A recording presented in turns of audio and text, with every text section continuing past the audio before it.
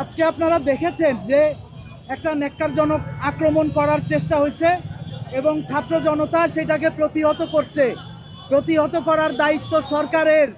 আজকে যদি আমাদের পক্ষ থেকে প্রতিহত না করা হইতো, ওই সন্ত্রাসীরা এইখানে যেই সহিংস তৎপরতা চালাইতে পারত, সেই ক্ষয়ক্ষতি যদি হইতো ওইটার দায় রাষ্ট্রের।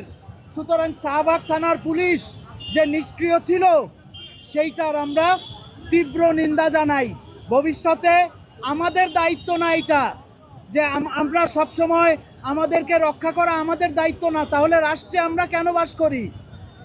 রাষ্ট্রে বাস করি, রাষ্ট্রকে খাজনা দেই, ট্যাক্স দেই, রাষ্ট্রর পুলিশ আমরা চালাই, কারণ হচ্ছে এই নিরাপত্তাটা প্রত্যেকের জন্য দরকার।